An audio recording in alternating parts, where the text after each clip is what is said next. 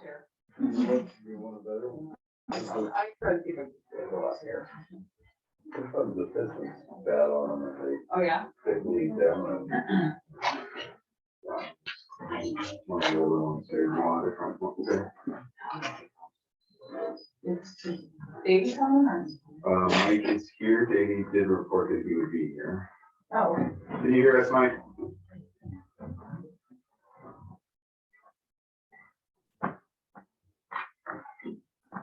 Yeah, just go. That one through Davey over there. You want me to put more Davey in this? Yeah, here. Go to the left one. Or you can switch from Mike. Mike's a big guy too. I want to do that. Yeah, but he's so new. Yeah. I need to say that after spending 10 hours at the office wearing the mask, I'm pretty much done for the day wearing the mask. So I have to just continue to do this remote. Please bear with me or accommodate me for that. We'll accommodate you, Mike, thanks. With this headache from wearing the mask. Oh, now I can hear him. Okay.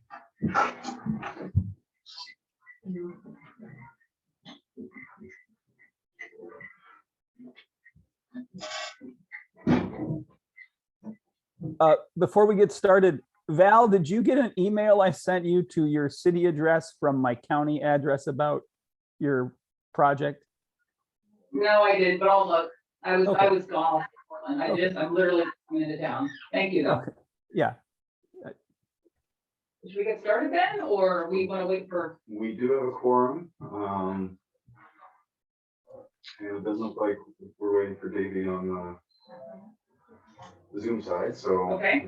You're free to get going. All right. So we'll call meeting to order. And those of you who are, looks like we have quite a few people online, if you do *6 to mute and then unmute *9 to raise your hand, and then Ben will give you a chance to speak. We have a lot of people here tonight, so, okay, thank you. A lot of folks here tonight. We'll have a lot of opportunities for everybody to give us some public comment. I usually ask people to keep it, when we have this many people, to 3 minutes, but like I'm not going to time you, so just 3-5 minutes for everybody is great. If you can say your name though before you start to speak for our minute taker, so she can capture all the comments, we do really appreciate it. All right, minutes for October 11th.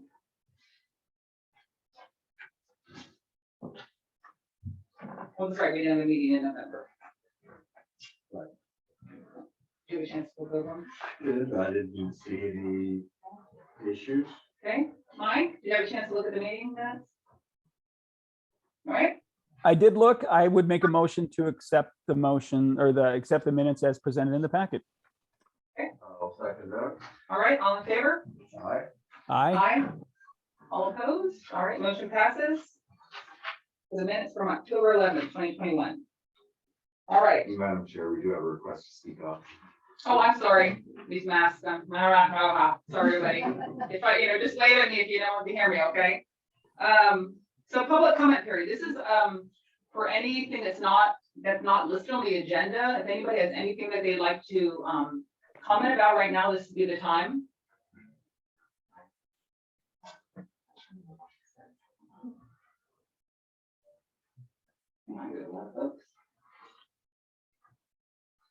Anybody have their hand up then? I'm not seeing any hands. Where's Mary? Yeah, usually, I know everybody knows Mary Rapar, but she always gives us updates on the Grange and stuff at this time, so. All right, so nothing for the public comment. All right, old business, moving right into zoning amendment. Okay, so I will start by introducing why I think many people are here. So as requested, we sent out a flyer to everyone that was in the SR suburban residential district and everyone adjacent to the district about this potential change. The flyer text was taken from your draft bylaws. And so this will be the time to talk about that and discuss that. One of the things that it happens when people sit in City Hall is that it feels really official and you forget that you're all just humans and you forget that you can talk to each other. So we try to break those barriers down. while still having these barriers, but we'll work through that. I had a question on process because I got 2 of those yellow green slips of paper because I currently have 2 pieces of property that, does that affect me running this hearing at all? Because, you know, I have 2 pieces of property that are affected by this. It doesn't, because this is a legislative Okay. issue. And so if this was a quasi judicial process, Mhm. one where you were acting like a judge and saying, yes, you can do this thing with your property, or you cannot do this thing with your property. Mhm. At that point, we would go through an appearance of fairness disclosure to let the public, let the applicant know whether you're likely to be biased in any way. Okay, You don't do that for a legislative issue. You're just an advisory body to the city council. Okay. City council has to be citizens of the town, so it, you know, they're likely to have similar notices in their mailbox too. So okay, don't have to worry about that. okay. And then I had a second comment though on the flyer, because my husband actually got them. So when I looked at the flyer, the only way to get information was to send an email or call. And I think if a flyer like that goes out, we have a lot of folks here wondering what's going on. I mean, I think we should have links and information. So folks, because I was like, my husband's like, what's this about? I'm like, I'm gonna have to go look at it myself, and I'm the chair of this committee. So people don't have to call and people don't, you know, have to email. We should have a link already available with a packet. And then if folks wanted a copy, like I get hard copies of everything because I don't like to be on the internet all the time. And so people could request those packets, you know, well ahead of the meeting. They'd be here for folks to stop by and pick up. So that's my one comment on that, because you know, we sent out that flyer and there was this much information. We had all that other space so folks could have been informed about what this is all about in the future. Yeah, I like that, and debriefing. Like I said, this was the recommended text in the bylaws Mhm. that we just adopted, so we're learning, those are just recommended options, and so. Anybody have any comments on that? That was just me getting one of those letters in the mail. If anybody has any comments? Yep, yes, sir. I fully agree with what you're saying. Okay. Well, it'd be nice to have the ability to easily find out Mhm. what this is going to be about. Yeah, agree. Ma'am? Yeah, I had someone call me too who'd gotten a flyer and she called me, my name was, she saw my name there. So Okay, she was looking for a little background. little information too. Yeah, And all right. so this, we do have a minute taker going, so when you speak. Oh, that's please right. Sorry, announce- everybody. Announce your name so that the minute taker knows who's speaking and can attribute your comments. Yeah, thank you. Hi, Davey. Hey, Hey, All right. Val, before we move on, Yes, Mike. Yes, sir. I would just like to work off of your comments because I agree with you in that the informational packet or the informational letter that was sent out should have some more specific information. I think adding that specificity would be helpful to property owners that get these in the future. And just to reiterate that I'm also critical of using the word change in these types of documents. This one, I think if it would have been able to say a recent proposal could allow property owners greater flexibility in where small sheds would be set back to the property lines, would have been enough to give people a little bit more information. But I just reiterate, I agree with you that I think more specificity would be helpful in these moving forward. Thank you, Mike. All right, any other more comments before we move on? Because I want everybody to have an opportunity if you have any comments. Like I keep this pretty open because we're all here so we can all talk to each other. So any other comments before we move on with Ben? But I'm assuming a presentation of some sort? Yeah. Okay, yes, sir. Larry Krug. Hi, Larry. I'd like to have Ben drop his mask so he can understand what he's talking about. It's a little muffled in the mask. Your voice is just fine. His voice, Janice's Oh, okay. voice is a little low. And It's difficult. we're not gonna infect him from here. I'm used to yelling at a lot of children. That's why you all can hear me. Go ahead, Ben.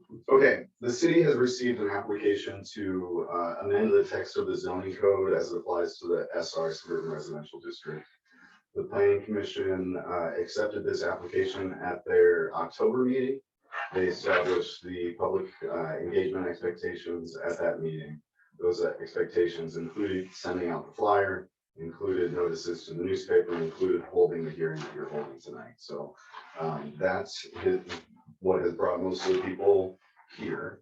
The requested text to be amended would change where small sheds are allowed to be constructed on the property. Currently, from the rear yard, they need to be 20 feet setback from the rear property line. And from the side yard, they need to be 15 feet setback from the property line. The proposal would reduce both those distances to 5 feet. That allowed reduction would only apply to small sheds that are both smaller than 200 square feet in size and 12 feet in height. That's caveat, that carve out exists in your other residential districts, in the R1 district and the R2 and R3 districts, where they also have a 20-foot rear yard setback. Small sheds of that size would be allowed 5 feet from the property line. So this would apply it to the SR district as well. The staff report, I have a decision tree for you about whether you want to make any modifications to the text that has been proposed to you in the application. And if you do, what sort of check-in and refinement and engagement of the public you would want to do based on that change. If you don't have any changes, you would have the opportunity to recommend adoption of this change to the Stevenson City Council and decide what sort of public involvement, public engagement measures you might want to go with that. So, hold on, Dave. So does everybody have copies of the full? Okay. Well, I'll name the agenda. That's, okay. Would people like copies of what I'm looking at, the full packet? Okay, so. Yeah, I'm looking, I see one piece of paper, so yeah. 2 pages?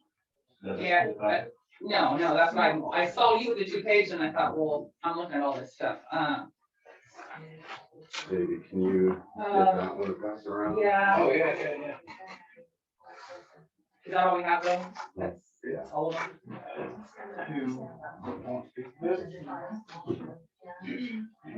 Pass that back to anybody who wants it. So what's in the packet is, the actual zoning application is in there, folks, is in there, and then list of property owners who are basically requesting the zoning changes listed, so you can see everyone that's requesting that. There's a drawing of, proposed shed and the subdivision. Let's see here.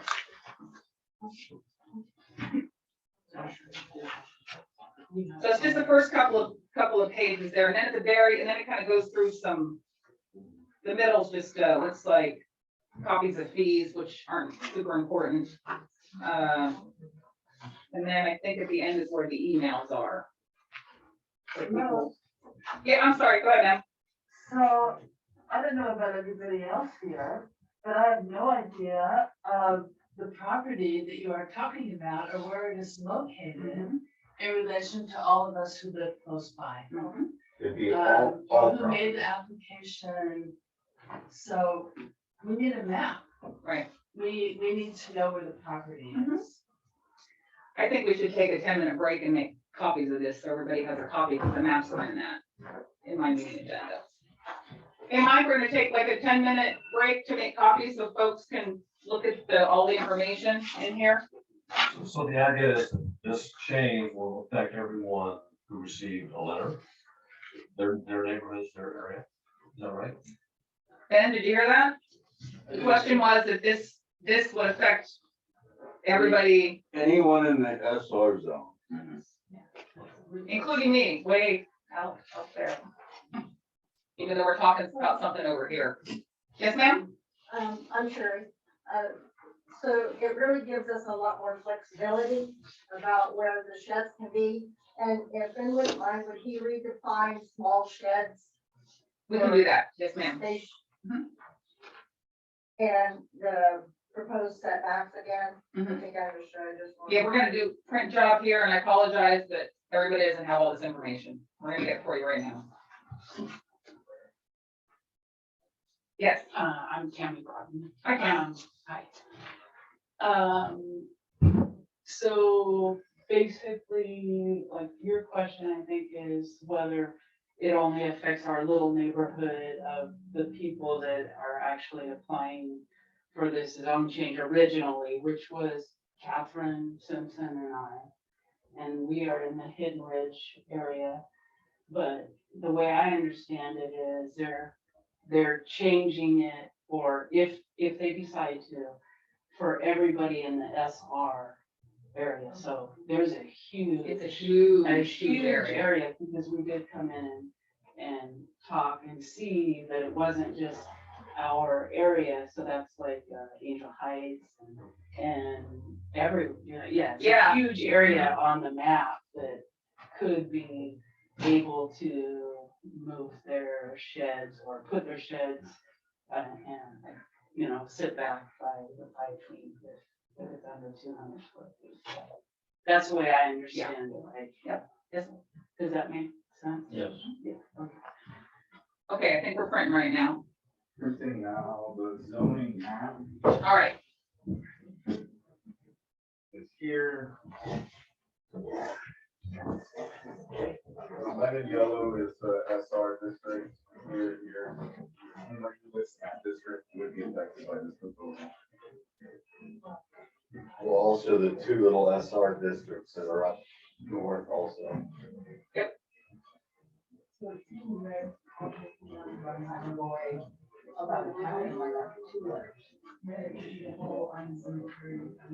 David, did you get one of the letters? Did you get one of them? You don't have an SR? Okay.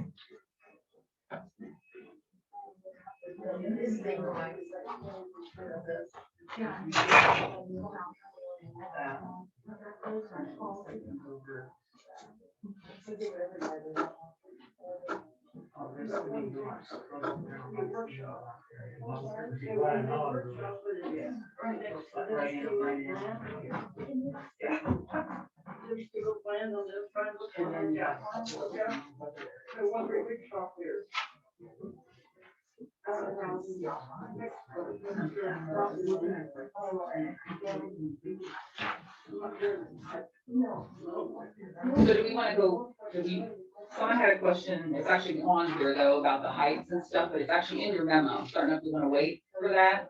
Yeah, so right now we have a danger of the public is here to scrutinize what the city is saying is gonna change. And this is an application we're reviewing, so if you want to give the applicants a chance to present their request, that might be Okay, effective, might We can do answer that. some of the questions. so folks, we're gonna have the applicants here, kind of go through the request, so we can talk about it, and then as soon as everything comes off the printer, everybody will get a hard copy too. Does that sound good? All right, okay. All right, ladies. You're totally not on the hot seat, go ahead. I'm Katie Simpson, and Tammy and I, along with 10 other households in Hidden Ridge, filed the application. And basically,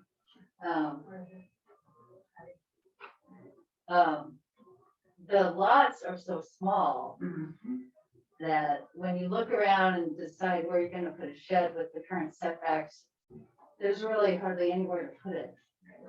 So, and a lot of that is because those lots are smaller than probably the average lot in the SR district. Right. So, that's our dilemma, that's why we filed the application. Are most of the lots in Hidden Ridge, are they unusually small, or so that's becoming more of the standard then for lot size? So this is gonna be, could become more of an issue going forward, especially if like Shenandoah starts getting built out, is that? Shenandoah's in a different zone, Oh, it's in and the they zone, okay, already have this caveat available. so- okay, all right. Yes, ma'am. One thing, Terry Prado, and I also live in Hidden Ridge. One thing I also wanted to insert, in conjunction with what Katie said, is that I don't think, the developer, when he comes in there and develops Hidden Ridge, he was considering you know, the SR situation. So I don't know if you folks have been up to Hidden Ridge, but each buyer brings in their own builder. So the houses are placed differently on the lots. And our lots are smaller than I would imagine, you know, some of your lots. So it's like what Katie was saying, if, for my house, for instance, if I was to have a shed built based on today's requirements, my shed would be basically right outside my back door, blocking my view. So that's why we wanted to file this. Thank you. Some of the houses are turned differently on the lots.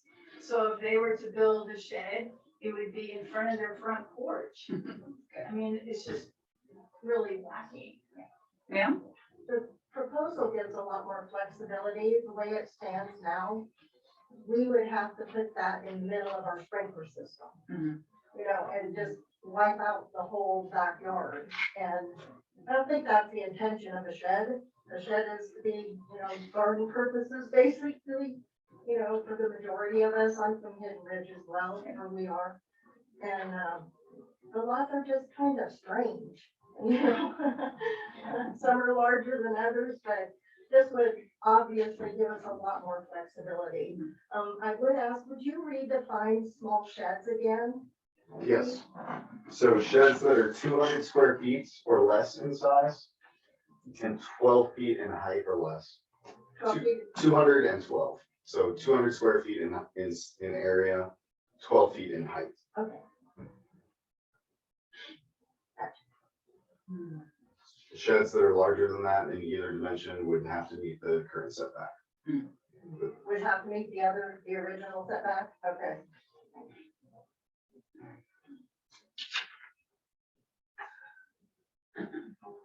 Do we want to continue on, or do you want to, would anybody with their hand up? Yeah. And ma'am, could you, Oh, yeah, could you please state your name for a minute taker?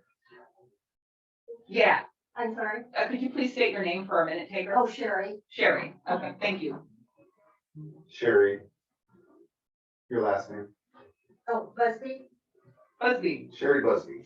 thank you. Thank you. So our minute taker is remote, and when her hand pops up right here, there'll be a little yellow hand. That's when I'll ask. Just trying to capture everybody's name and their comments, so. Oh, everybody else did too, honestly. Honest, they did, totally did. So Sir? my name is Dennis Walker. I live in Angel Heights. And I'm curious, is there someone attending tonight or someone's attending tonight who are opposed to this or think it's a bad idea? I'd love to hear that argument, and they are.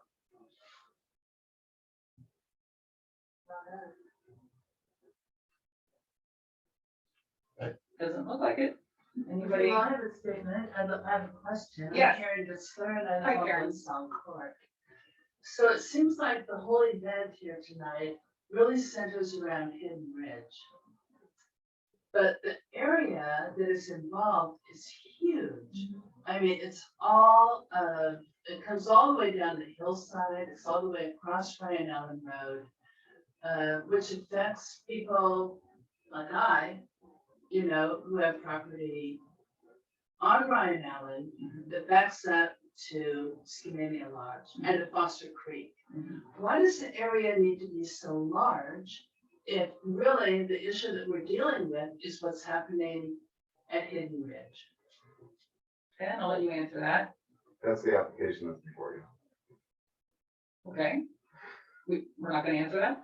That's the application that's submitted. It's not. No, I guess here, this is what I'm hearing you say. Because I got 2 of those letters and I'm way up out of town, right? But I have little pieces of SR on my property as well, and it's almost all in forest deferral. So it's kind of a weird, I was surprised when I got them actually, the letters from the city.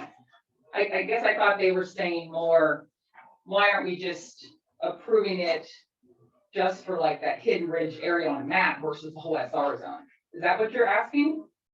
Well, I am, because you really are encompassing an incredible amount of land. that really affects everybody who already has a home there, and there is a lot of property that is not developed. There's the whole hillside along Ryan Allen. There is the whole huge property right at the intersection of Foster Creek and Ryan Allen that goes all the way down to Rock Creek. I mean, we're talking acres and acres, you know, miles of property that's going to be affected. And I think that that's really encompassing way too much land for anybody right now to make a decision about what would be happening, you know, at Hidden Ridge, which is a lovely, you know, it's a beautiful place. I drive there. There are 34 homes there now.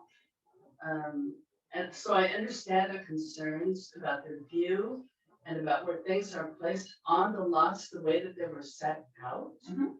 But the area is so huge that what you're asking for, you know, affects everybody else in this huge area where, you know, you may need to have a 5 or 10 acre parcel. I mean, I'm not sure. There's no definition about property sizes for the rest of the yellow area.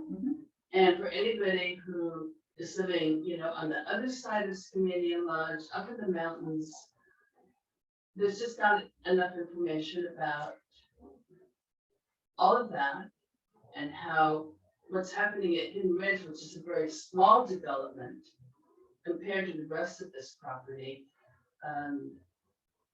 relates to. I mean, it seems like way too big of a piece of property for the small piece of property at Hidden Ridge. Pam? Katie Simpson. So I just wanted to point out that in our application, Katie, can you speak up? yes, in our application, we stated as homeowners in the Hidden Ridge subdivision. So we didn't specify how we would solve this or change it. We just asked for the change. I actually wasn't sure if you would change the whole SR zoning or if it would just be something, I wasn't sure how you would go about allowing this, if it would affect the whole SR district or not. Right. But we just asked for Hidden Ridge. Right. From. Thank you. And Tammy Broughton. And when we were asking, we also, as Katie stated earlier, and as you have written, we have quite a few people that contributed to the $1,500 that we had to pay in order to at least apply for this change. And we didn't, and as Katie said, we didn't specifically ask for, you know, going and changing everybody's property in SR. We did not even at that time know exactly who all was in our zoning. Originally, I misunderstood that we were, I read the parts of the document saying what were required by the city. And I read it as, you know, if you had under 200 square feet, you could move it 5 feet away. But I didn't understand that, even though I thought we were in a residential area, that I didn't understand that, no, hello, we're in SR zone. We just thought we were in residential just because it was a residential area. So that wasn't our intent to change everybody's, but we were just trying to, with our group, be able to place our building where it made more sense for all of us. Thank you. So Ben, can we address that? Yeah, so I guess my statement earlier was the application that's before you is to make the change that's outlined. Right. And so your task is to decide whether to refine what's been proposed, to not recommend approval of any change, or to recommend approval of the change that's been proposed. So you've got some people saying that a refinement should be done based on lot size, which would be easy to write into the text, or potentially changing the zoning map to to have a different type of zoning, within that area. You might have a comment too. Yeah, So, go ahead. yeah, if I may, thank you. I would just like to say a couple of things here at this juncture in the meeting here tonight. So I don't think it is a wise idea for the planning commission to consider rezoning only a certain area of the Hidden Acres subdivision, because that would in effect be spot zoning. We would be giving these property owners preferential treatment that other residents in the suburban residential zone would not be afforded. A second, this greater flexibility in the shed setbacks for small sheds in the suburban residential district would be the same setbacks that other property owners in other residential districts in the city are allowed. So this would be creating a more uniform standard for people to place small sheds on their property, uniform with other residential zones in the city of Stevenson. Additionally, when you look at the minimum lot sizes for all of these residential zones, there's no large lots required in the suburban residential district versus the other R1, R2, or R3 districts. They're all small lots are allowed. We don't have a 5-acre minimum in the suburban residential zone. We don't have a 10-acre minimum in the suburban residential zone. We have a maximum of 1 acre when a property is served with well and septic. And that's similar to other residential districts in the city. So I would recommend to my fellow planning commissioners that we do consider this change for all of the suburban residential zones. It would give property owners greater flexibility, similar to the allowed uses of small sheds and setbacks in other residential districts in the city. I think this should not be controversial, and I support this, but certainly not spot zoning for just one subdivision in the city. Thank you. Thanks, Mike. Yeah, August? I will slightly rebuttal, Mike. Last time I asked if there was the protective covenants, conditions, restrictions, and easements for Hidden Ridge as recorded May 18th of 2007. And if it dealt with any of these types of issues as far as sheds. If it does, most of these houses that are built up there have been built recently. So when someone bought that property with the expectation that their neighbor's shed would not be 5 feet away from their property line, that was the expectation they had when they bought the property. So that I would consider that something that is relevant, especially if there's a restriction on that specific neighborhood and that development. I'm a little bit confused on what you're saying. Are you talking about the most recent builds? Because I've lived there almost 30 years. And, well, let me just back up. Can you explain a little bit more in detail? Here on the subdivision plat, one of the things that says special conditions, and this is recorded at the county, a declaration of protective covenants, which means that there's restrictions on what you can do on that lot. You just can't do whatever you want. This is just for the subdivision. It's not for the SR zoning. Conditions, restrictions, and easements for Hidden Ridge. So that's recorded at the county.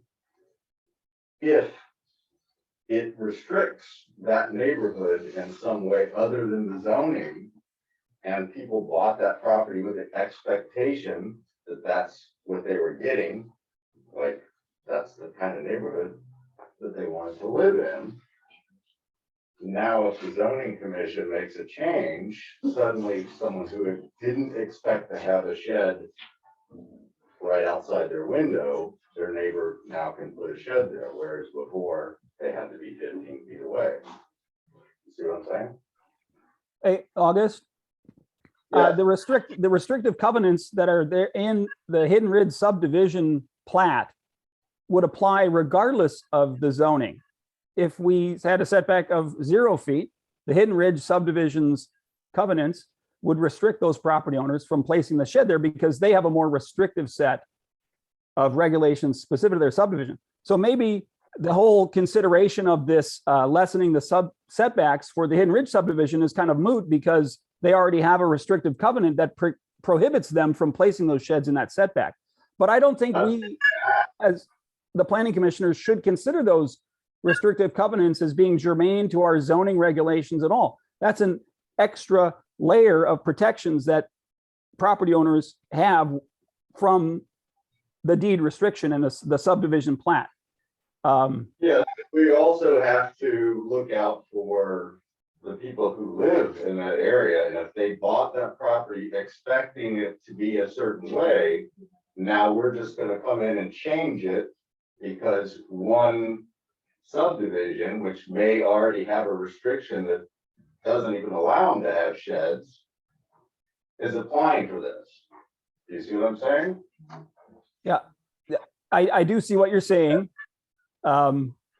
Maybe I think they shouldn't have applied in the first place, because if they have a deed restriction, they can't do it. That's why I asked about the deed restriction last meeting. So, go ahead. Tammy Broughton, in our restrictions, we don't have it. It says this falls under whatever the city zoning goes to. So we have our setbacks are per city zoning, and there's nothing more restrictive in our documents, our CCNRs, and I do know that for sure. Okay. But it always said in our thing, it does say you fall back on the city's restrictions. So in that regard. I still would like to see it. I was gonna say, I think that's a good point. I think it would be nice to just verify that. That's- I Yeah, did- I totally hear what you're saying, and I agree with it. No. Have a copy of it. And I I, understand that. the same response came from the co-applicant last time, which is why I didn't bring it to this. Okay. But, yeah. That sounds like August, before we make a decision on it, you'd like to read that, correct? I'd like to know what Okay. it says. Right. Because it does affect other people besides just this subdivision. I And do. if this subdivision can't do this, then that's a different issue that they have with their homeowners association and changing that restricted Oh, we covenant. can bring a copy. Okay, great. Yeah. Do you You want, coordinate with Ben on that. do you Okay. want that information right now? I pull it up on the screen Or we could go run and get it at our house. or if that's too, not enough time to digest it, then decision can be postponed until after. What, like, I was hoping to have a little more than a few minutes to look at it. We can still go through the process though, and that could just be something in Sure. addendum. Is that fair? Okay. Davey? Hey, I came prepared just to say let's adopt it, because I reviewed all the literature. I even went to the neighborhood to see if there were any overriding problems with it, and it doesn't seem to be an issue. I'm with Mike on this though, however. Does this apply to Angel Heights? I didn't know anybody from Winsong would be here. So my take on it is that absent any objection to it, I move to adopt it. Well, it sounds like August though does. He'd I like don't to see. think we've heard enough from, people that are in that subdivision, obviously, they're the ones that brought the issue up. Right. Are the people in Angel Heights upset about the fact that they can't put a shed 5 feet away? Or the other residents of the SR district? Do we have anybody from Angel Heights? Oh, not being right. That's the road. Okay, so actually, now that I think about it, Ben, so I got 2 of those letters. Is it because and I'm not in the city. Mhm. Is it because I have property that's in the urban growth boundary? Your property is adjacent to SR It's zone. adjacent to the SR zone, that's why. Mhm. Okay, because I'm like way out of town, and I'm kind of wondering, why did I get these letters, honestly? Mhm. So you're for this, Mike is pretty much in favor of this, but it would affect the entire SR zone. I mean, I feel like I would like to wait to see the covenants. I'm with August on that to make sure, because this is affecting such a large area and students in, this needs to be, look at all the documents and give it full consideration. I mean, I know this is a little tedious, but it seems like a variance for individual lots who have a legitimate concern because of the topography or something like that would be a much more appropriate way to deal with this than a blanket change of something that's already established. And I was wondering about I'm that not too. agreeing with that, because then you're taking each individual house to put in, is that what you're saying? That's what a variance is you're going $1,500 and for every household to put in a variance, and we're doing this together as a group. like I say, it's. Well, on top of that, the concern is about, and Dennis Walker. Thanks, Dennis. The concern is about someone bought a lot thinking that there would be this restriction.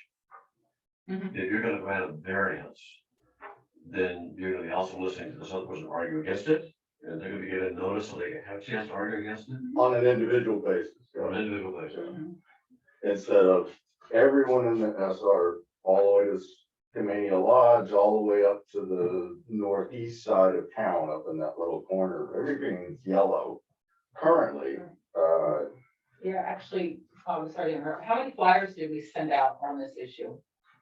The individual property owners? I didn't make the counts, there, well, we can do that really easily. Name on it, she in just a second, thank you. There's a lot. 100? 201. Okay, so 200 folks, so that affects a lot of individual property owners. Ma'am? So I'm Tina Weaver, and I actually live within that also, and I'm not on the outskirts, I'm right in the middle of all of it. I came here because I wasn't sure what was going on, and I'm like, are they gonna put more restrictions? This is less restrictions, go for it. I'm like, yes, less government restrictions is great to me, and I don't know why that would be a problem with anybody else. I'm not everybody thinks like I do, that's fine, but that's where I would stand is it gives us less restrictions that should not be. I don't think that is bad. Thank you. And I don't think, like with August's concern, and I am agreeing with him, it's not that we're against it, it's just the packets here, we don't necessarily have every piece of information to rely on to make a proper decision. Well, I think that's what we're at now. The reason I'm saying that is because I'm not in Hidden Ridge, I'm not in any, I'm one of the just individual owners, and I don't see that as a bad thing, so I'm just putting in my 2 cents that way. I think it's a great thing, Thank you. and I understand those guys having a hard time getting sheds in. Yeah. That'd be a frustration. Yeah. Absolutely. Any other comments or concerns, ma'am? Sherry Busby, in addressing what you said about covenants being at 2007, things change in 14 years. And all we're asking for is flexibility. And flexibility for everybody in that zone is a good thing. It's easy for everybody. I don't see where if your fence is here, your house is here, and now it's 15 feet, and you can have it at 5 in that whole yellow zone, where is that a bad thing? You know, it's not like, I mean, to me, what you were saying is, we're not considering the people that lived there before. That's not true. I think we're just, you know, we lived in the county our whole life and just moved up to Stevenson. And to ask the county commissioners or the county planning committee for flexibility, I don't think that's a bad thing. I think we're coming to you with our hearts, just asking us to please consider what would be helpful for us as homeowners. That's all. I totally understand that. We can't change your restrictions. That's an issue that you have to deal with your development. That we don't have any control over that. But you can change what we're asking for. Yes, but if you have a restriction because of your neighborhood in your development, that has nothing to do with us. He's gonna look at it. We're gonna look at it. We'll have a look at it. I mean, Yeah, and the date of it doesn't matter, it's still in effect. If it's recorded at the county, then it's still valid. It's like a deed restriction on your personal property. It doesn't go away in 10 years. It goes away whenever you have that reassigned or change that deed. That's what I just said, things change in that amount of time, so. Oh, no, but we can't make that change for you. That's the different process that you would have to do as a homeowner. You see what I'm saying? I think this is gonna, let's table this if we could, this portion of it, because you're gonna look at the information tomorrow. it sounds like it's, Talking about it. it sounds like it's not a problem. We just need to look at the document, Yeah, so, just, yeah, you know, so we'll move due on. diligence is, just because 10 people show up, what is the percentage buy-in of individual stakeholders that has to go for an amendment? I don't know that. To the CCNRs, To make a change. yeah, I don't, Okay. those are all private agreements, so. 50% or, no, I mean, in the city zone. In the city zoning, it's, dependent on, the, I mean, if we have 200 people and 20 people want to change and the other 150 don't respond, is that an appropriate response to a change? those are your decisions to make, right?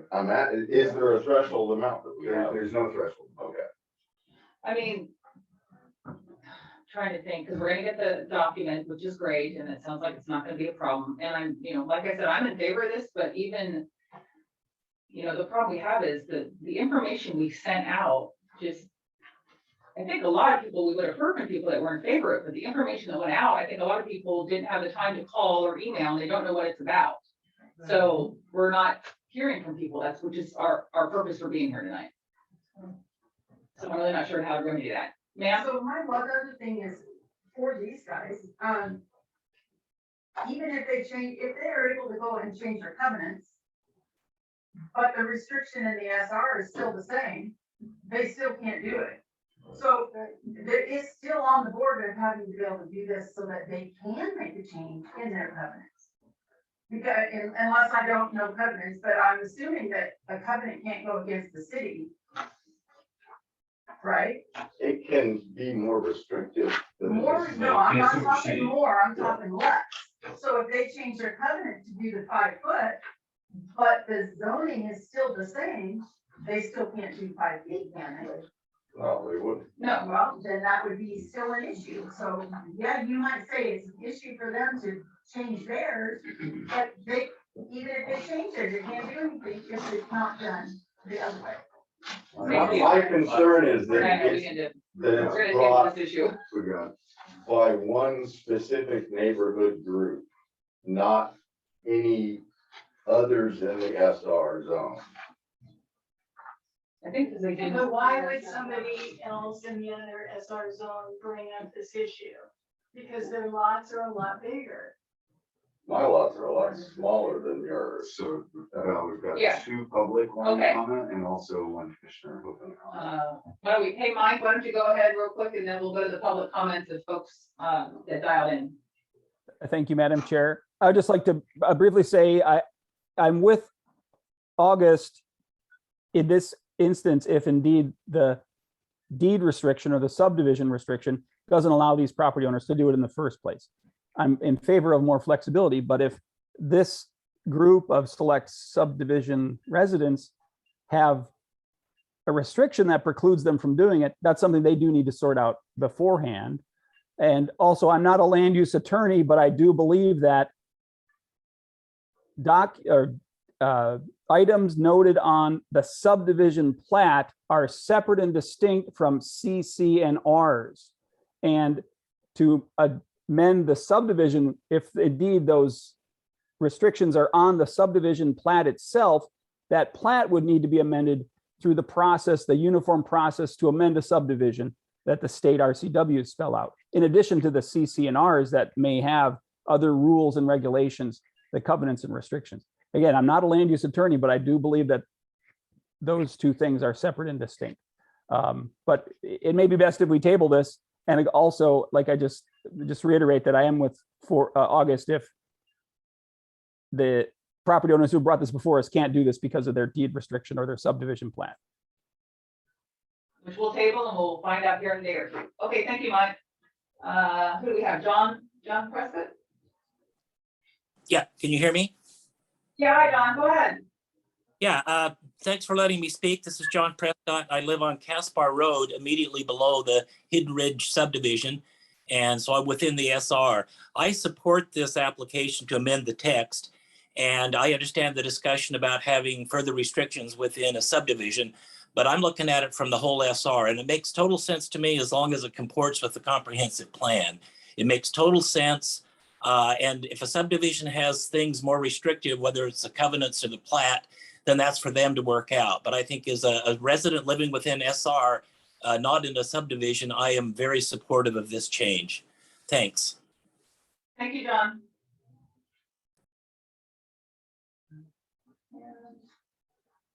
Okay, do you have someone else? This one, MP had asked to speak. Oh,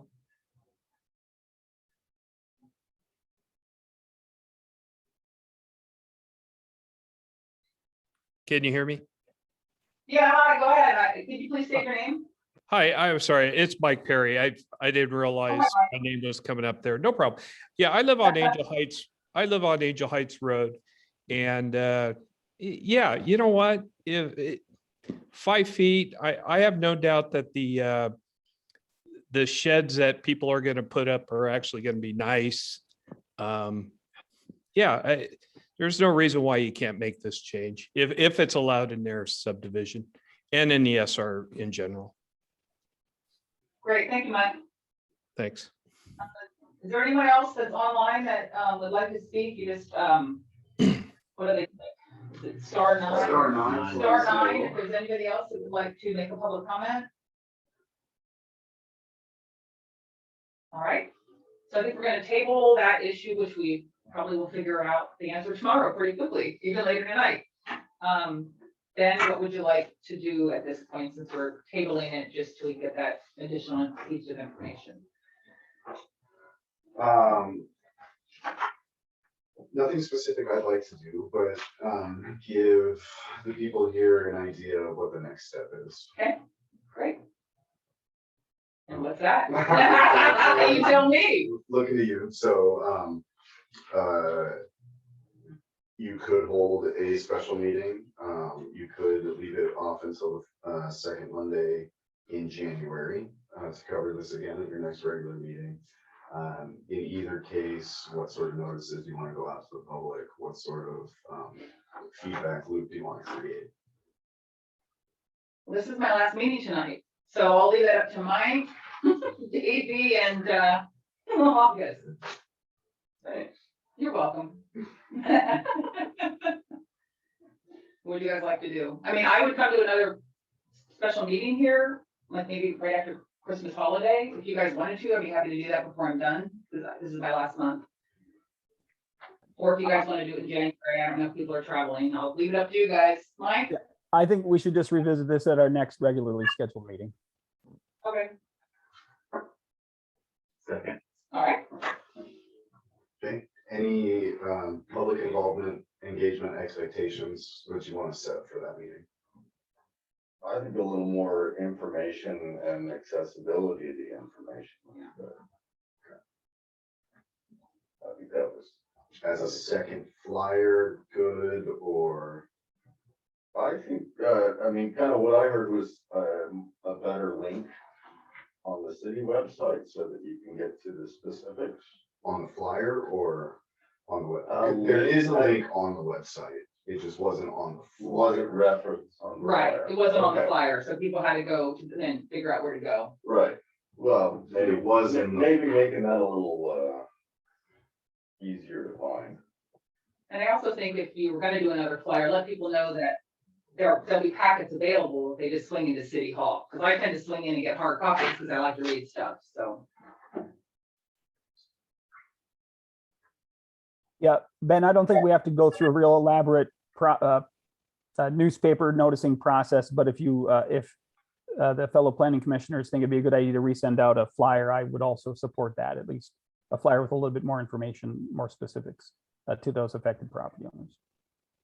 Thank you, Mike. I mean, again, I think there are gonna be a lot of people, for the most part, that supported it. It's just people weren't sure what was going on, so. Sir? Well, I'd just like to make that point. I didn't come here knowing what this was about. Yeah. And I think a lot of people say, this isn't a group that these ladies gathered together to come make a point at a meeting. Right. A lot of us are, we got the flyer, it's like, boy, we're gonna build a parking garage, this vacant lot on our street, what's going on? We don't have any idea what's going on. Right. And we just think that this is a pretty commonsensical request. And we supported just having word about it tonight. Right. Thank you. All right. Ed? What would you like? So another flyer, is that what I'm hearing? I think that's kind of what the consensus is. I'm confused why another flyer needs to go out, because these good people didn't know what was going on and they showed up. I'm just a little frustrated because there's people in our neighborhood who have sheds being stored off-site and are paying for these rents, waiting for a decision here.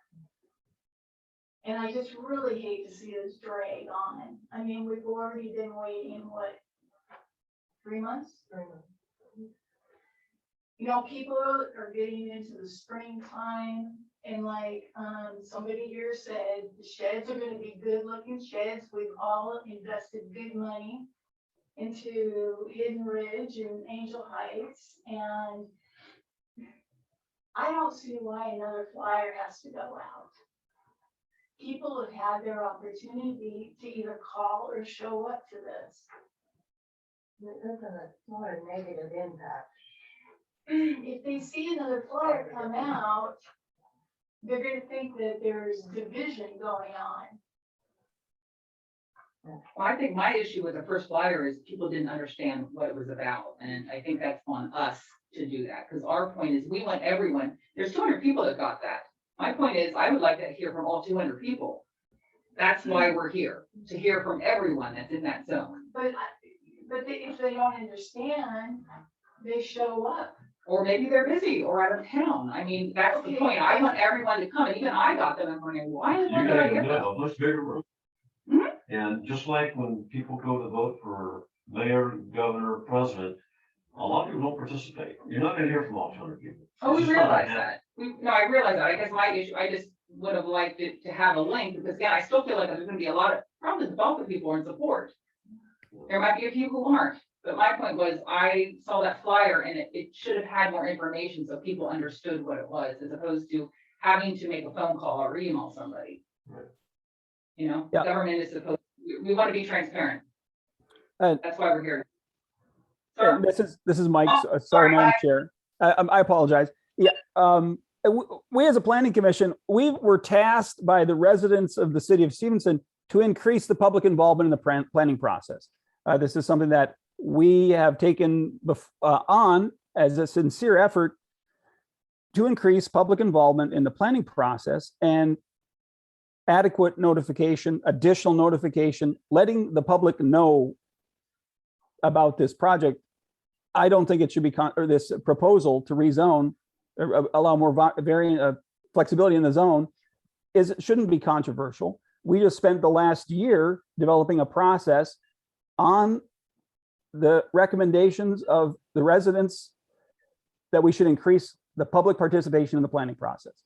So I apologize to the residents that feel that this is a very pressing matter and time is of an essence, but we have competing issues here that we also are tasked to fully inform the public and to increase public involvement in the planning process. Yeah. Just feedback into this too. So like I said, at the start of the meeting, I wanted to do a debrief on this, and I'll provide some of the context that Mike's talking about too. When the city was going through the last consideration of changing how many units could be allowed on the lot, not in your zone, but in the core of the city, there was concern about the public notice that went out and not hearing from each and every person about what they thought about that change before the planning commission felt like they could act. And so they pulled back from that and they established this conscientious process to choose how they're going to engage with the public. And this is the first opportunity they've had to do that. And so that's the way it came to you. As I explained at the start too, that process included draft language that was in this flyer. And this is the part that I'll talk more to the planning commission about. Yeah. This draft language was proposed by somebody who's very skilled and has a lot of experience with neighborhood organization, as in bringing people together and using vague text that might be inflammatory, like change that Mike talked about, to get them in the room and to listen to what their issue is with change. And so then they're going to say, people want more flexibility, people want less government regulation, and then they're building their database about when to activate that feeling. That's been what was suggested to you in that conscientious public involvement process.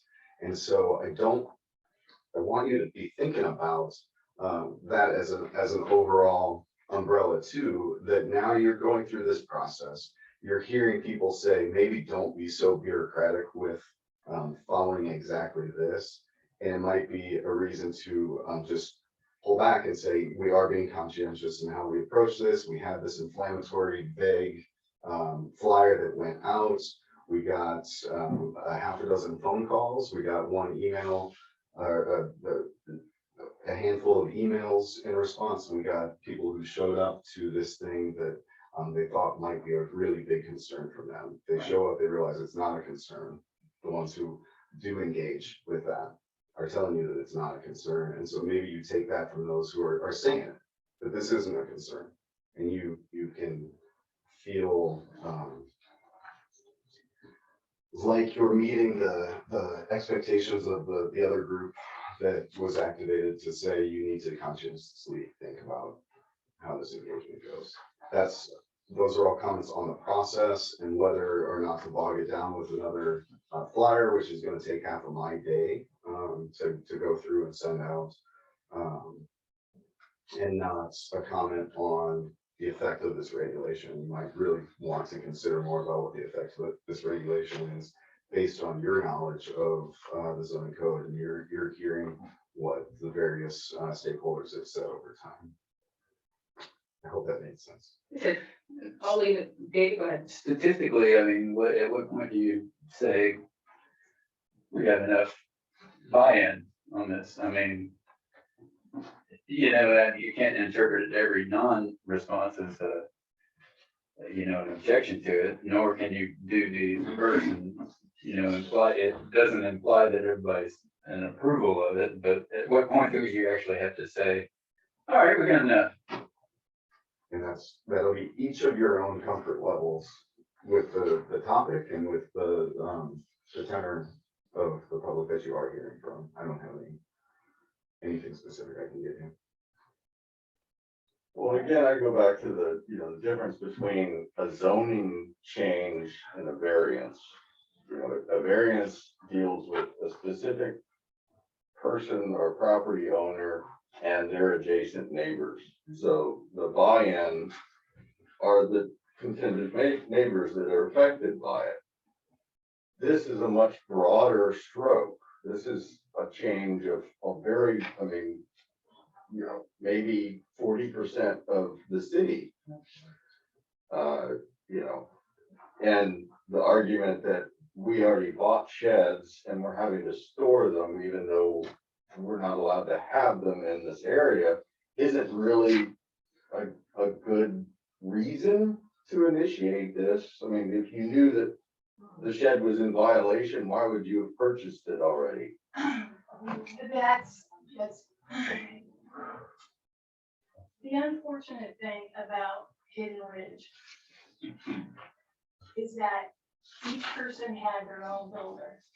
And there were several people that weren't told by their builder or by the title company that there was even CCNRs involved. They didn't know about this issue until we went around and talked to everybody in the neighborhood about it. These are the people that have the sheds and storage that are paying for rent. Yeah, and this is a very specific issue in your development with your developer and the way that The it's set up. developer is not one person. I mean, yeah, the developer developed the lots, but each lot has a different builder and is given different information. Right. We weren't all under the same umbrella with the one builder and heard the same information. When you bought your property, you should have been given a copy of your restricted covenants. You know, the only reason why I was is because I'm a real estate broker. Okay, and I looked into it. Everybody should have been Should given, have, yeah, but a lot of people weren't. right. And again, that's an issue with your developer, not with the zoning. So I have a question for you then. So they came in, you know, for the shed, I get it. So why do we go through, why are we doing a $1,500 zoning change for a huge SR area when we could have potentially just done a variance, right? And how much is a variance? I think a variance is $750, $750. I think. All right. But the criteria to get a variance would be that there's something about your specific property that separates it from other properties in the neighborhood and in the zone. Oh, And that thing that separates it causes an undue hardship that's not your doing. okay. And so these are all just small lots. So that doesn't apply. That would not be an appropriate way to go. Okay, I understand. All right. Okay, any other comments before we move on, sir? Dennis Walker, I have just a question. Yes. I heard a comment very early on that this was sort of a large group for one of your meetings. It that is. true? It's true. So is it fairly unprecedented to have this many people come to one of these meetings? No, I'd say since, what do you think, since COVID happened, we've been getting quite a few large meetings. Is that when it started? When did we start getting the large meetings?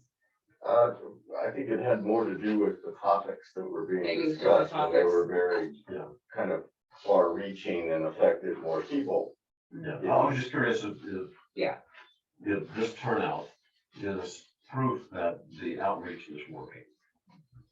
I mean, Maybe that's a To good some point. extent, Yeah, that's a yes. good point. I think so. Absolutely, Yeah. yeah.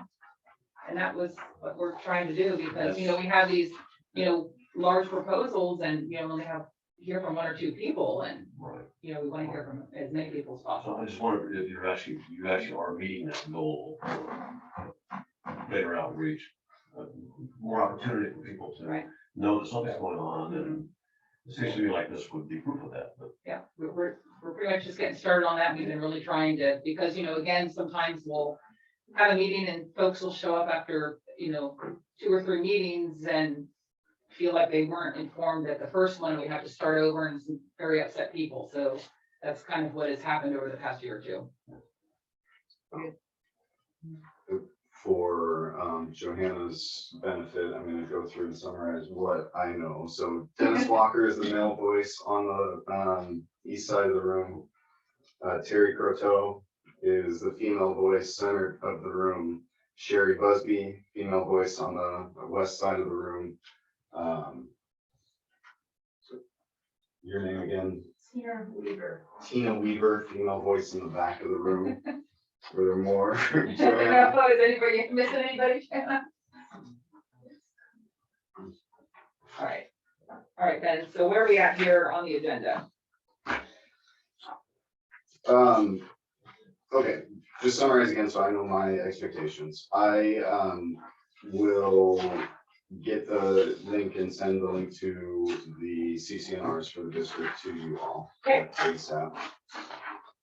It will appear on the second Monday in January meeting agenda. And then there was additional discussion about whether a flyer goes out or not. The original direction was to send a flyer out with more information. Is that still the case? I'm gonna leave that up to these three, I'm not gonna be. I Mike? I think all three of us were in favor of another flyer with specific information on how to get to the city site so that we can access more information. Because I think that would have answered a lot of questions that people had about what this was. If that had been attached in the original. More is always better. And I think more clarity as to what is being proposed would also be helpful then.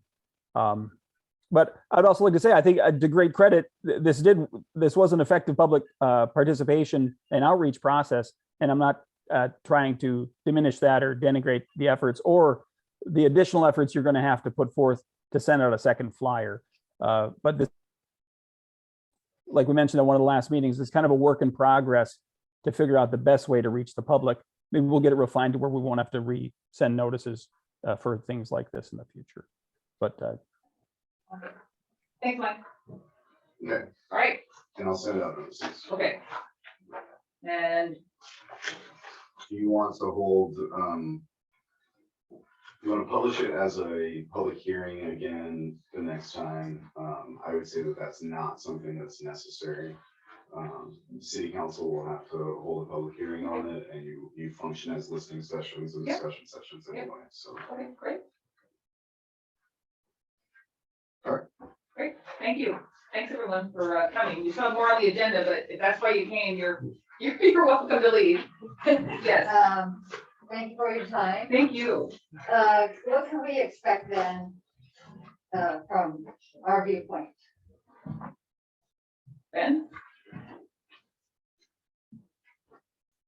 I don't know. Okay. Well, I'm sorry, what, You don't know. I'm trying to, well, it Yeah. sounds like we're gonna get the document probably tomorrow. It should be in our email. Yeah.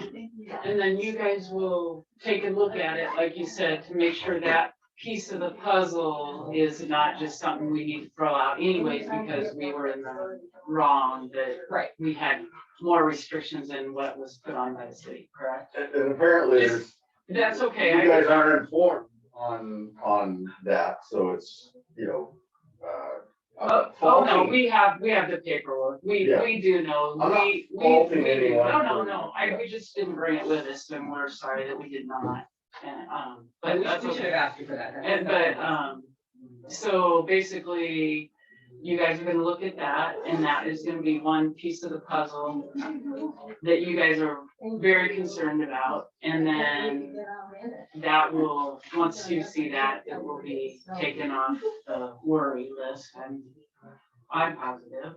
And then after that, when you send out another notice, then you will have another hearing in January for discussion about whether you want to do that for the whole SR district. And so they could make, one outcome is that they could make recommendation to deny the request in January, in which case that would be forwarded to the city council for their January meeting to see if they wanted to ignore the planning commission's advice and approve it, which they could do. They don't often do that. The same could be said, they could say, recommend to approve the request to be sent to the planning commission at their January meeting, third Thursday. in January. City council. Thank you. Third Thursday in January, same applies there. They could not take the planning commission's recommendation. They don't often do that, but they can. Or the third alternative would be to say that we still like the intent of this proposal, but there are specific aspects that we'd like to modify before we recommend. Okay. City council. And that being said, would it be a situation like we see the zone, the full SR zone? Are we on the border, and could we be considered like residential 1, 2, or 3 per what the requirements are for being in those areas? Is that something because that could, or are we just in the center so that messes everything up? what Mike was saying was, don't like to typically do spot zones. No, I get So that, if you look on there, you see the blue zones, which Uh-huh. are city zones Okay. or institutional, so that, just kind of ignore that, has nothing to do with residential. Okay, fine. But everything else kind of has a method to the madness, as they say.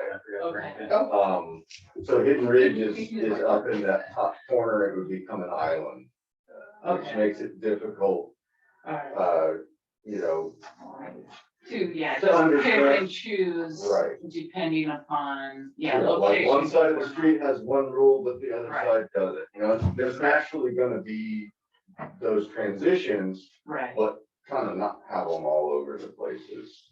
right. Basically a good idea. but- Sure, okay, okay. Yes, ma'am.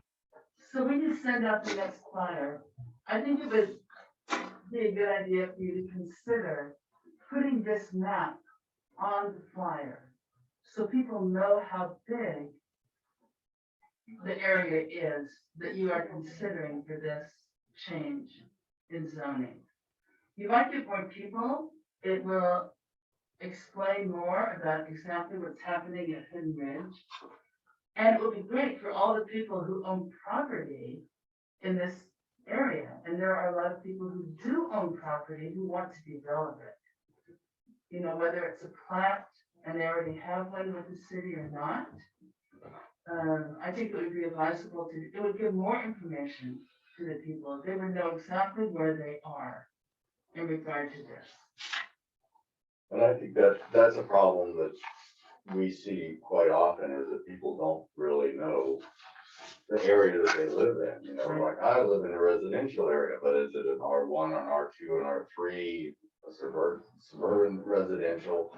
All of those have little nuances and reasons for them. Yeah, it really is kind of a hard thing to keep up with, even as a homeowner. No, but you're asking, are the citizens of this growing city, you know, to become more involved in the planning process, which is great. And in order, you know, to facilitate that, I think you need to give a map. because- Oh, I'm in agreement. I'm not disagreeing with you. I'm saying that there's a lot of people that, because they don't know what the zoning map represents, Right. they don't know what, you know, that they currently live in. Yeah, thank you. Thanks, everyone. I appreciate everyone coming tonight and everyone commenting. Can I ask you, you're actually not saying that's nothing. Oh, yeah. Yes. We, Actually, this is. we have it there. This one. Yep, yep, that's what we do. So, Yeah. but I mean, we went to the post office and asked like, you know, what we could do to be able to get mail delivered to our house, because the bottom section can, that was the road Yeah. can. But that's not happening where we are. We asked about a mailbox, they said, no, we can't do that. They were talking about the community boxes that said the developer was supposed to, well, there's no developer. Right. So can you give us some direction about? No.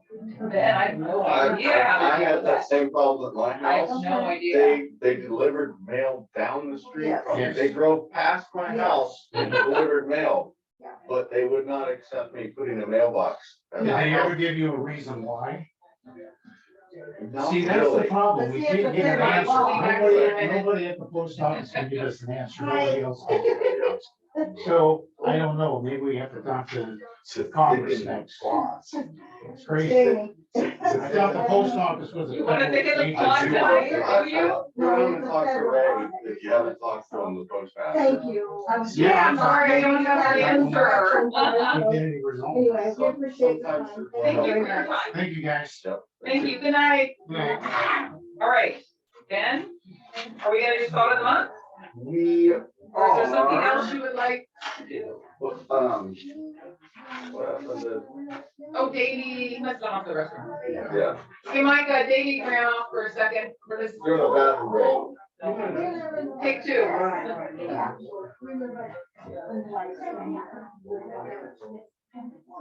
So you're making I do nothing. No, that's it. I'm in my. Yeah, well, you got the coolest name in the world. That's what I remember. Yeah. There we go. Where's Jeff? He's good. No, he, let us know that he can't. Okay, I'll just pass it back then. please. Thank Yes. you.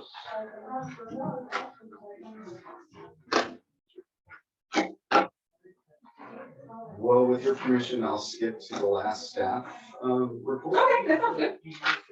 Commissioner appointments, are for 6-year sentences as, Karen. Yeah, did you know that when you signed up, I August? did. Oh, you did? Yeah, well, actually, I was filling a vacancy, Okay, so I served out that and then was re-enlisted for 6 years. Oh, okay. Your sentence would be re-enlisted next year, if you're willing. Same with, Mike. Right. If you're both willing to continue to serve, let me Okay. know, between now and, Friday. And I'm still good. and if you are not, okay, Mike's got thumbs up too, so, all right. We do have one planning commissioner who has decided not to continue with us, so Val, you served him. oh, 7.5 years. Val, No, me, 7.5 years, I'm out. I hate that. and so, we'll be publishing for, a new planning commissioner, next week, and have the resubmittal date sometime before, the January meeting. And so if we have a slate of, people to put before you for interviews, we can do that in January. If not, then it would be pushed back to February. The last time we had a vacancy was Davies, and that was probably 4 months before, we had any interest in that. So let's not do that again this time. Oh, really? And be, Paul called me and said, proactive, yeah, after. just say you're interested, and you guys said, okay, fine. Yeah, so. Did you know it was 6 years? No, I did not. You got him. So as people, there is a residency requirement for 4 of the 5 commissioners, and 1 would have to be, I believe, a Schenectady County resident, but could be out of city, resident. Val currently serves that position, and so, there's not a requirement that the 5th person be out of the city, but it is a potential. So that's not a barrier if the people you end up talking to. So we're like an at-large. Exactly. Yep. So. Great. We will miss you. How much you guys do? Well, I learned a lot. with that in mind, Oh my I God. have something for you to, honor your service to the Wow, community. thank and you. to I wasn't us. expecting this. Well, some more swag to put on your wall. Thank you. Uh, Thank you. Thank you for your leadership and your patience and observations and all of that great stuff. I don't know if I You'll be use missed. the word patience to describe me. Well, that's Thank like you. herding cats, so. Yep. I wouldn't say the length of patience, maybe appreciate the short duration of it. Well, I think is it, just, let's see what's going on there. Okay, so anything else before we adjourn that you wanted to cover? I do, Yeah, go ahead. yeah, so you've got links there under thoughts of the month.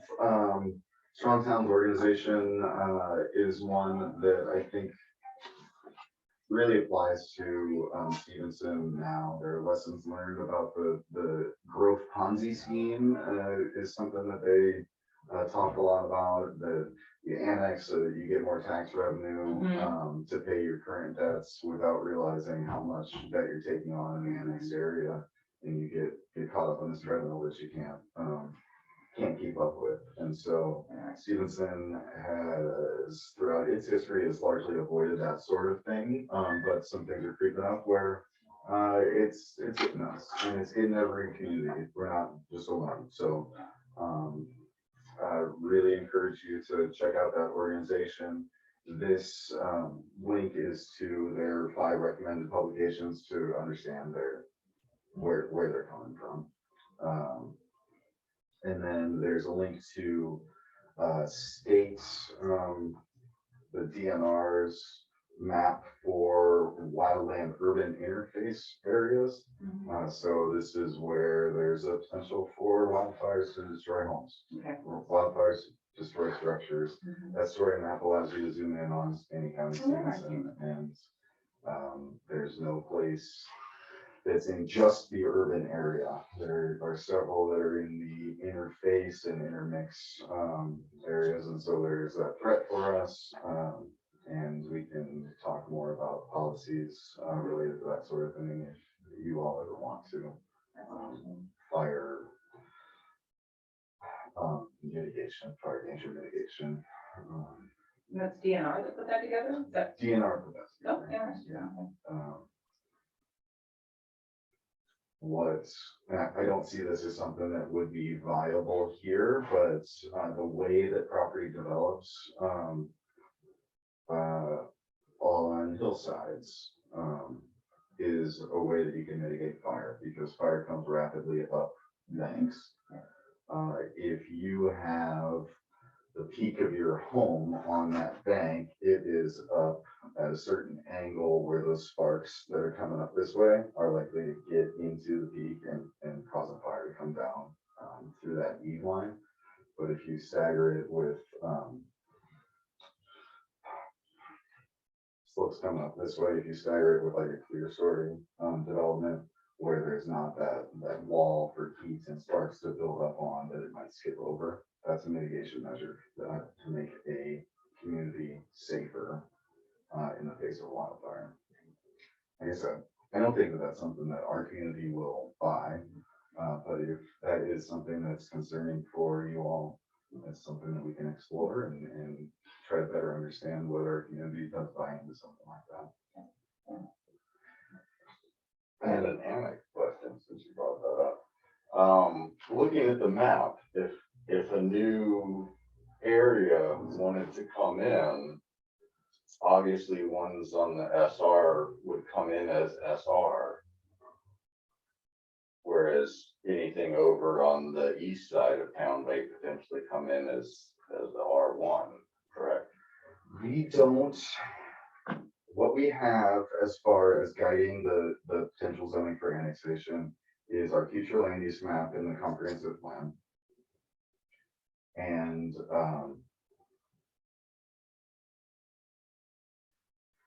it doesn't dictate exactly what type of zoning. So there's high density residential and low density residential. High density could be at the 15,000 square foot threshold that the Hidden Ridge area is right now. And so annexation adjacent to that could continue that development pattern. Or it could be at R1, which would be a tighter development pattern. I just wondered if it, automatically came in as a lower residential suburban or an R1, which would help to mitigate that kind of spot zoning showing up on the perimeters. Yeah, and it's pretty flexible when it comes to the residential areas. There's not a lot of guidance and there's not a default zoning that would apply until we figure it out. We have to do that as part of the annexation process. So was Hidden Ridge always part of the SR? Hidden Ridge was always part of the SR. What I tried to include in the staff report is that the SR wasn't always as flexible as it is now. And so SR, suburban residential, and I remind myself because it helps me understand what this means. It's not suburbia, suburban residential, it's suburban. They developed this as an area where they never envisioned sewer service as possible, where the services you would receive are less than urban. Right. We've extended sewer to that area. In extending sewer to that area, Probably why it went up so fast. the city has taken a number of steps to change that. So 1975, the SR district goes back to 1994. There was a change to they contemplated sewer service as being possible. 1996, things were modified based to increase areas where sewer wasn't available, water and sewer weren't available. 2008 there was a change. 2013 there was a change. 2017 there was no change. So over time, that concept of what suburban means has been blurred and lost. And Well, I just wonder if that's an effective zoning, definition any longer. I mean, it seems like a lot of it is turned into R1, R2. the minimum lot size is still double the minimum lot size in R1, more than double. Right, and that's what I was, they're, we got such small lots, I'm like, my lot, whatever. Yeah, I mean, looking into the future, I could see, most of what now is that SR district kind of being absorbed into something different, and maybe the SR going away. And that would solve a lot of the incongruity that exists. Right, because it's not just sheds, it could be all kinds of other things that come up, right, with the slight differences between the SR and the Right. R1, R2. Yeah. And typically changes occur when somebody feels aggrieved or that they can't do something they want to do. Right. And so then they bring it up. And so it becomes a judgment issue of an individual's preference versus the larger scope of things. And when I'm particularly sensitive when people justify their change with the fact that they spent money when they knew that they didn't have the right. So it's just like,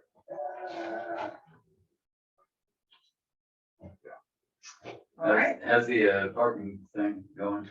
Parking thing is going, it has slowed down a lot since Alex left, but it's picking up now. I'm wrapping up the final report to send back out and re-engage the parking advisory committee. But it was a really successful effort in that we got 2 days worth of data to show what our parking curve looks like on a Thursday in September and on a rainy Saturday, a sunny, windy Thursday in September and a rainy, windy Saturday in September. And acknowledging that those are just points in time and we can compare that curve as we go.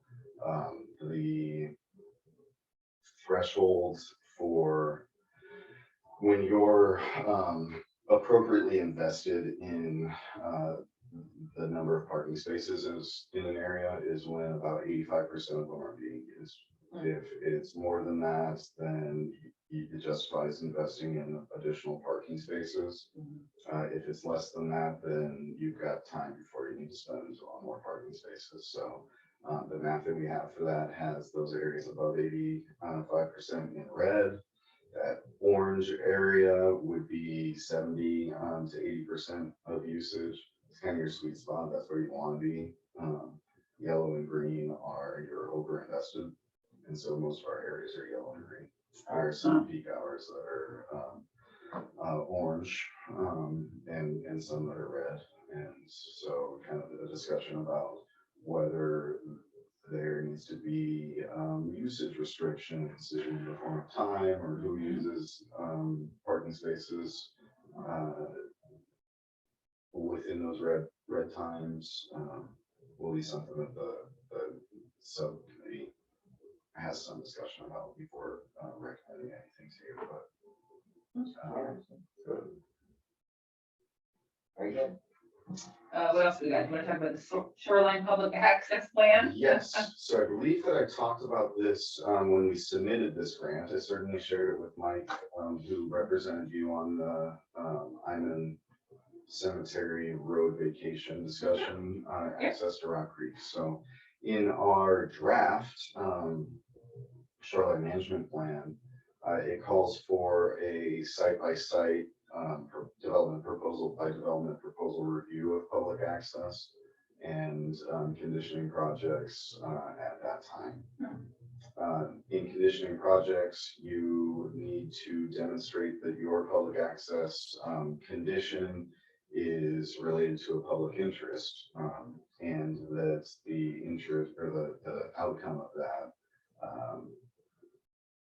is roughly proportional to the impact of the development. So, for example, if there's a wonderful view down the gorge right now on a property that the public enjoys and a large building would be placed there. Now, here's something where there's public interest in enjoying the view of that property. That large building would eliminate that view and go against the public interest. So you might be able to condition a wider setback. It would specifically apply to this development, so that building couldn't be as big. But where we have the goal of having a continuous pedestrian access along our waterways, the view that the public enjoys from the road there isn't really related. There are some justifications that could relate it to providing pedestrian access along the water's edge, but it'd be very difficult, and it'd be it's just not an effective way to achieve your outcomes. And so this grant that we got from Washington Department of Ecology acknowledges that, and so we're more proactively planning for public access and trails within the city. And I'm happy with how this this proposal came together, and that it was funded by DOE, because it's not, the proposal isn't just a plan, it's how to turn a plan into a program. It's saying that if you want that, you can't get it through a condition on development alone. You might have to pony up some money to get the easement and develop the pathway. So city council, this is generally what this would cost, start putting money aside. And we'll associate costs with that so that they can do that. Okay, interesting. Right, we're not just regulating, we're planning for something. Right. This is the main issue with the Iman Cemetery thing, right? Did it have a public interest, or was it just, a couple of property owners like the one? That one's, yeah, right, there was no plan to turn to say that, Right. no, we want to do this, so that's one issue. Another issue is that there was already a city right away that's adjacent to that, that shoreline area. And when that's the case, you can't vacate the right of way without charging whoever gets the territory of the right of way, and putting that money into an account to improve other access areas. We don't have that account, we don't have a plan backing up that account, and so it falls apart. So this cuts through that knot and helps us move forward. So I'm happy with that. It's Does that mean we're gonna revisit that someday? Or? Yeah, exactly. Okay. All right. Within a wider umbrella. As outreach to the people who submitted that petition that was given to you, I did give them notice that, hey, we applied for this grant, and it'll serve these purposes as you asked us for your petition. Got the notice that we were awarded a week and a half ago. I haven't wrapped back around to tell them, hey, we got it and we will be doing this, but we'll do that pretty soon too. The DOE program we got that through is a pilot program. So the legislature gives DOE money to get everyone's shoreline management programs updated, right? And so we got grants to do that, and that assisted ours. And they moved everyone through, and so there's this portion of funding that's been allocated to DOE that's not going to those upgrades. And so they created a pilot program to say, what are people's shoreline planning needs? Oh, that's neat. And just see how it goes. Ours was the only one that was a public access plan. Sweet. So there's pressure on us to see what that, how it turns out and how it can be done. What are other people, are there other proposals you saw that? There weren't any, and I didn't ask when she said that I'm ours was curious. that one. I know in like the musings that they had for the pilot project, maybe developing permitting handbooks. So, hey, this is what this setback plus this height and step back means for a piece of property, right?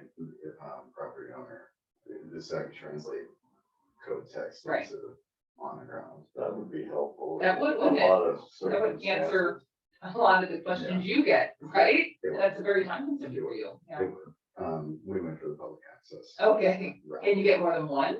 Well, it's pilot program, and they'll evaluate which of these types of things is most necessary, most Okay. effective, but yeah, over time, we can absolutely Very nice. do that, but it's exciting. Great, well, good job. That's something that was a little messy and great something out of it, so. DOE's return of our shoreline management program that we submitted in December 2018 should be here any day now.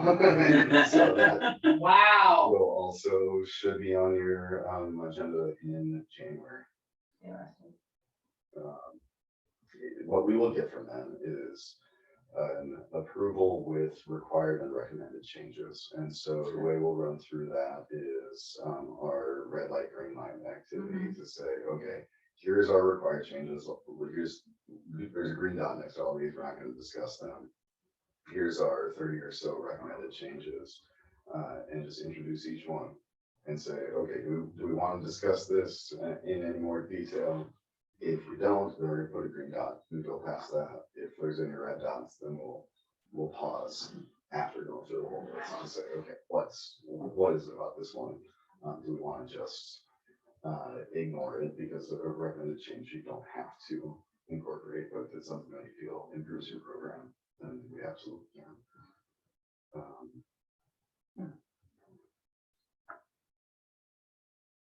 So That's it? that's it.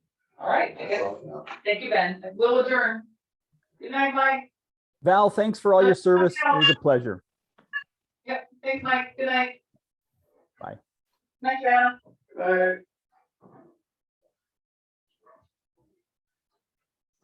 Oh.